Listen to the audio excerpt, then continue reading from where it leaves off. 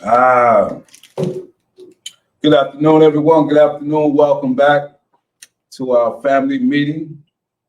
Yes, you can watch us or join us in person here every Tuesday at 5:30. We have our family meeting. This is a recovery support meeting that assists people with information, whether it be someone who actively using alcohol or drugs and their loved ones have been affected by it.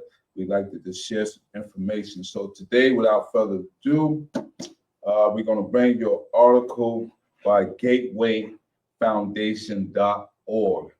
This material here is normally brought to you from articles that we find online that we feel or think or believe that it may be some of use. And so, without further ado, let's get right into today's title: The Role of Family and Friends in Addiction Recovery.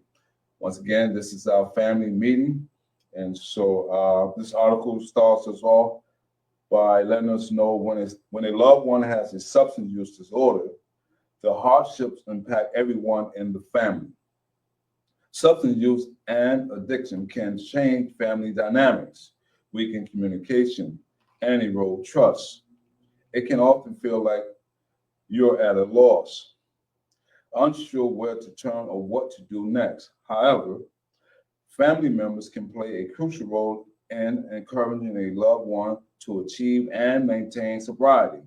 In time, you'll find that you can heal from addiction and create a healthier home environment for everyone. All right. So that is some encouraging news right there by itself. Today's topic, one of today's topic is the role of family in addiction recovery. Family members can play a significant role in their loved one's addiction recovery. In many cases, you can work together with your loved ones to encourage them to get help. A healthy support system can also help prevent relapse. Here's how to help a family member with addiction. All right, so there are several bullets that we would like to go over and share with you. The first one we want to talk about: educate yourself. It's crucial that you take the time to learn more about addiction and what recovery can look like. That way, you can better understand what your loved one is going through and offer the support they need. All right. So it's very important to educate ourselves so we can better understand or better assist our loved ones.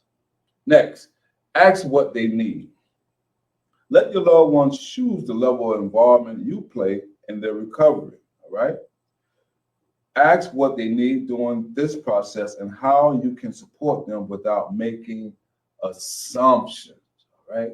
So a lot of times we may feel that we may know what's best for the person who is struggling with addiction, alcohol, or drugs.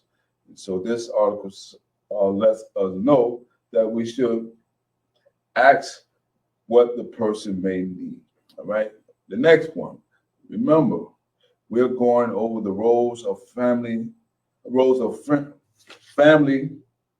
and addiction recovery. All right.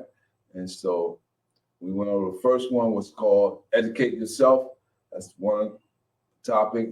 And the second one is ask what they need. The third one we like to talk about, and that is offer encouragement. All right. It's important that your loved one feels empowered to manage issues as they arise while knowing they can turn to you for emotional support.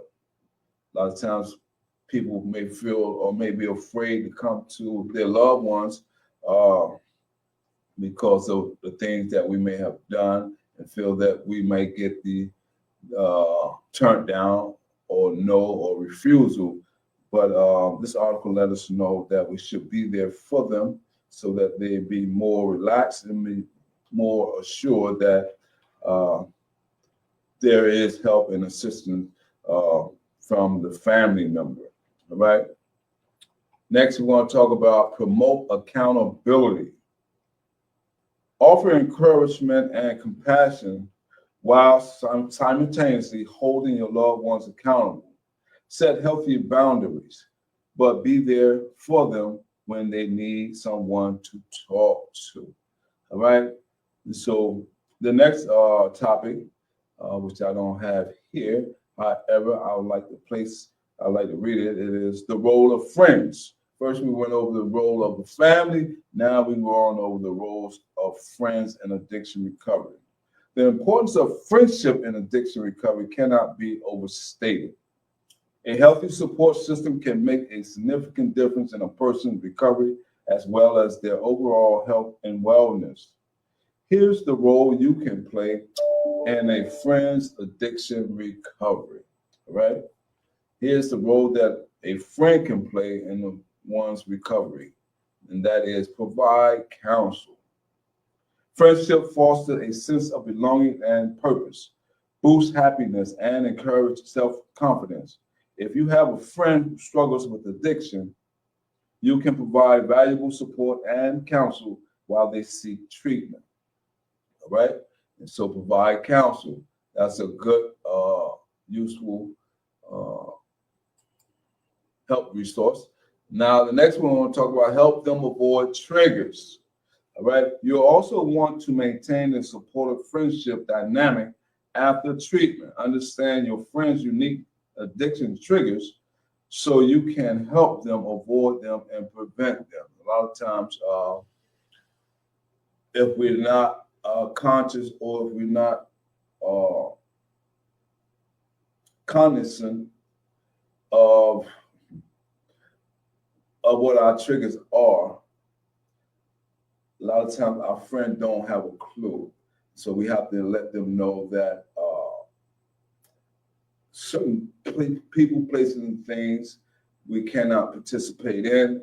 And once we let them know, hopefully they'll be encouraging and willing to help us not to go down the path that may trigger us into bad decision making. All right, will result in bad outcome. All right, and so the next one we want to talk about, trust the process. All right, trust the process. Understand that recovery is ongoing. All right, you probably heard this term. If not, just one day at a time.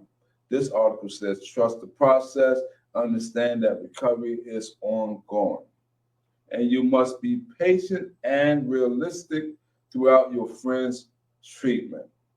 Just offering your emotional support can go a long way in their recovery. A lot of times, people may feel like they are on an island all by themselves. And so it's good to have the family members by your side, in your corner, who's supporting you, as well as good friends. The next one we want to cover, and that is do sober activities. This is vital. This is very important. You can do many sober activities together to strengthen your bond. A lot of times, let me just stop right there for a minute, because a lot of times, I know when I was in my addiction state, I thought in order to have a good time, I had to have a substance to get me going or to build up my confidence and things of that nature. But that is far from the truth. You really don't need a drink or a drug to have a good time. Like this article says, do sober activities, all right? You can do many sober activities together to strengthen your bond, prevent loneliness, and encourage healing. Just a simple invitation to a fitness class or a hiking trip can make your friend feel valued and loved. You can meet healthy goals together and ensure your friend feels supported throughout their recovery, right? Doing things together where it doesn't involve alcohol or drugs. There's some good information here. Next, we want to talk about how to support a loved one in treatment. As you love, as your loved ones begin recovery, you can support them in various ways. All right? You can support people in various ways. and that is give them space. That's one way we can help our loved ones. You'll want to give your loved one the space they need to focus on their recovery. They will be undergoing the challenge. Let me read this again. They will be undergoing the challenging experience of learning to live without substances while addressing the underlying issues that cause the addiction. Give people the space they need. That way, they can take actionable steps to heal and maintain sobriety. All right. Another one, when it comes to how to love a loved one in treatment, that is trust the professionals. All right. It can be difficult to witness a loved one struggling and entering treatment, but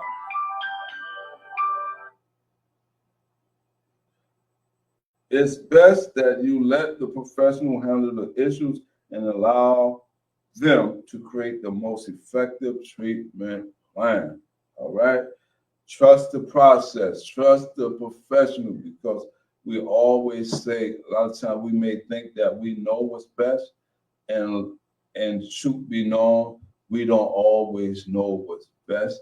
And so if we trust the professional who have went to school for how to treat addiction and how to give people good, sound advice, we must trust the professional in the process as well. All right. Next, we want to talk about, and that is practice self-care. This is very crucial for anyone, whether you're in treatment, or whether you're coming out of early addiction treatment, or you've been in your sobriety for a long time, or if you've never been involved with alcohol or drug addiction. Self-care is very vital for all of us. As mentioned, self-care is critical, all right? Remember to spend time with your friends and other family members throughout the course of treatment. Exercise, get proper sleep, and eat balanced, nutritious meals to support your mind and body. You can also use this time to address issues that might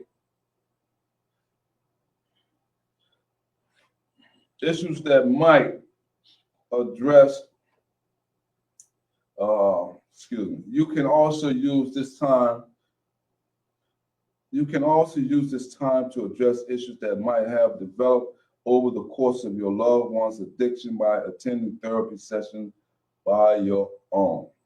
All right. Next, we want to share and talk about try family therapy. All right. Try family therapy is another one. Offer support to your loved ones by showing up to family counseling if needed. Right. Mental health professionals can help you and your family cope with the difficult feelings that often arise when a loved one is struggling with addiction, right? And so this is not only geared towards the addicted person, but it's, as the article just mentioned, or makes mention throughout the article, it talks about the family member getting some help as well. Family members who may be going through a lot of emotional roller coaster with emotional roller coaster of host of feelings that they may be experiencing, and that can be causing a lot of anxiety, depression, all types of things of that nature. So they need the help that they need as well by seeking professional help. All right. So the article goes on to say these sessions can also provide you with the tools to establish healthy communication and a supportive home environment. Next, we want to talk about, and I hope this information is very informative, setting boundaries. Be honest with your loved ones if you need more time to focus on yourself and your needs. It's also important to avoid enabling behaviors. Setting boundaries and giving yourself time to heal can help reduce stress and depression and allow you to offer better support. Setting boundaries. All right, as we move right along, remain optimistic, everyone. Remain optimistic. Have a positive outlook on things. It's important to stay positive, the article said, for your loved ones while also realizing you cannot control the outcome of their treatment. Remain hopeful but realistic throughout the recovery journey and take things day by day. Remember, I said we must do it one day at a time. Don't rush the process. Trust the journey, and trust me, I am someone with lived experience, and I know that it can be tiresome, it can be stressful. However, if we all stick together, whether it be family or friends, we can help each other get through the process. But also remember, it's very important to do what? Trust the professionals. All right, very important to trust the professional because they have some insights that we may not know. And a lot of times we think we may have all the street smarts, all the ins and outs of life. And when it comes to certain aspect, from a professional perspective, there may be some new things that we could learn. Never be closed-minded, be willing, be open-minded to learn as much as you can. And so by embracing the professionals, along with families and friends, I believe we can make a difference in a lot of people's lives. All right. So we work together in unison as a partnership relationship. And so I think that is so important. All right. Lastly, but not least, we want to go over the importance of support groups for friends and family members. This is very important. The importance of support groups for friends and family members. As your loved one seeks treatment for addiction, support groups can be a vital resource. Here are ways these meetings can help you and your family. Heal, number one, heal and move forward. Addiction and a family can lead to guilt, blame, and other negative feelings that make it tough to move forward. Support groups provide a space for you to release these feelings and focus on healing. Number two, address communication issues. Addiction in a family can also lead to unhealthy family dynamics. Support groups can help address any toxicity or communication issues so you can create a healthier environment for your family. Number three, provide understanding and support. Having a friend or family member with addiction can make you feel helpless and lonely. You'll find that your support group will have experienced similar emotions, so they can provide help by sharing their experiences and validating your feelings. And number four, gain insight. Most support groups are led by counselors and other mental health professionals. In these meetings, you can ask any of the hard questions you always wonder as a family member deals with addiction. Now, notice they make mention not only of a counselor, but also mental health. And so a lot of people may be wondering why why the articles make mention about mental health. And so I like to share a little bit why it's important that mental health get involved. From my reading and knowledge of addiction, and there is most of the time there are a dual component of addiction, drug addiction, that is, or alcohol addiction. There may be some mental health underlying issues that may need to be resolved. A lot of times when people get diagnosed or assessed through a professional person, whether it be a psychiatrist, or psychologist, 9/10 of the times, not always, some people maybe have what they call dual diagnosis. Dual diagnosis is two diagnoses. They may start out as alcohol, but there may be some mental health component contribute to the alcohol and drug addiction. And so that's why this article probably letting us know about the importance of mental health as well. And also for the person or family member who may be going through a whole lot of anxiety, stressful situation where they may need to speak to a professional counselor so that they can remember, they talked about practicing self-care. And so a lot of times therapy is good from a therapist.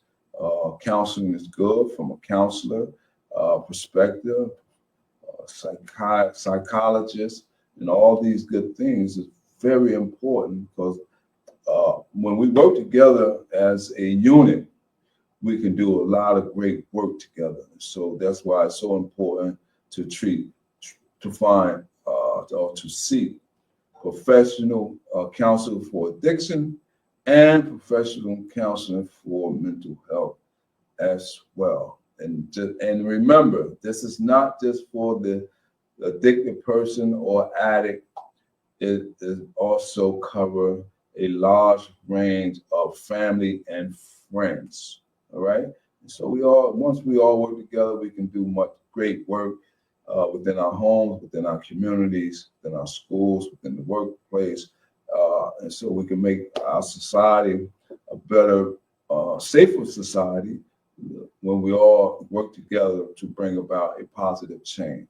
All right, so that's it for this week. My name is Craig. I am a certified peer recovery specialist. All right, I'm not a counselor, therapist, or a sponsor, nor a sponsor. So I just want to share that. So you may ask, well, what is a recovery coach? Well, a recovery coach is someone with a peer recovery coach is someone with shared experience and someone who have been through the same ups and downs as someone who's living in active addiction and who can help those restore their recovery capital.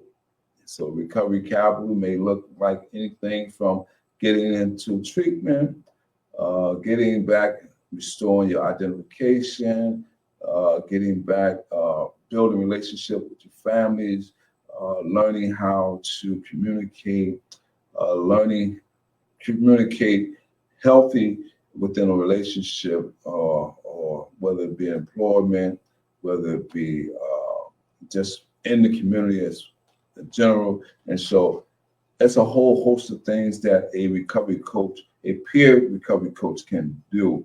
All right. And so our goal is to restore people back to a healthy lifestyle from that past lived experience. And that can be whatever that was for you. If you was homeless or you was incarceration, we want to restore you back to your proper healthy selves. All right. Until the next time, enjoy. I hope you share this information. And if you have any questions, concern, please contact us. Let us know in the comment section whether you like what you heard, or if you'd like to add more, or you'd like to see something different, give us your opinion. And let's remember, let's do it in a positive and constructive and respectful manner. Until next time, take care. Enjoy your day.